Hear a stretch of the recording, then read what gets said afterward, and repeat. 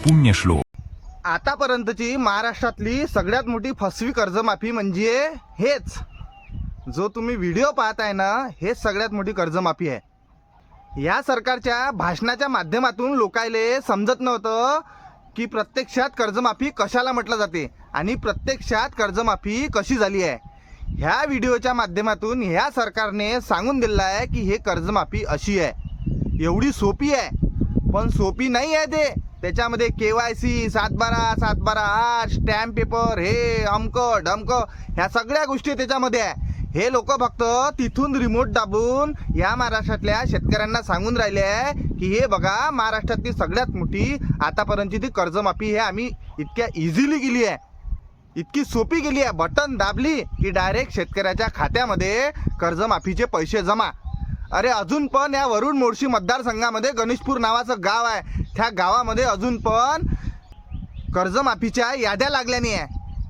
Bank मॅनेजरला विचारायला गेलो तर 10 तारीख, 9 तारीख, 8 तारीख, 12 तारीख, 15 तारीख, अरे 1.5 वर्ष होऊन गेला आहे, अजून कर्जमाफीच्या याद्या लागल्या नाही आहे.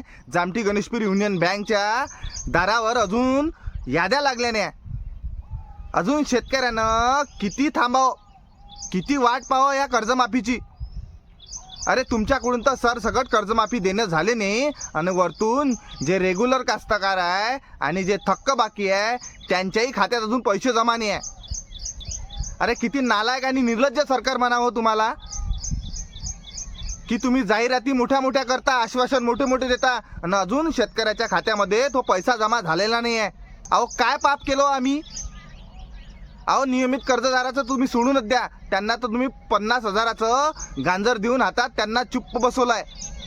पण लक्षात ठेवा, ते नियमित कर्जदार तुम्हाला पुढच्या कर्जमाफीमध्ये, येणाऱ्या कर्जमाफीमध्ये पूर्णचे पूर्ण थक्कबाकी दिसेल. आणि आम्हाला माहीत आहे त्याच्यावरही तुम्ही शर्ती आणि अटी छत्राची 56 लावाल. अरे एवढं कसं रुजू शकता रे तुम्ही, या महाराष्ट्रातल्या शेतकऱ्यांना एवढं कसं रुजू शकता. अरे आम्ही जगाचा पोशिंदा आहे, या महाराष्ट्राचा पोशिंदा आहे, या भारताचा पोशिंदा आहे. आमच्या भावनाशी तुम्ही खेळता. लाज वाटली पाहिजे तुम्हाला, लाज.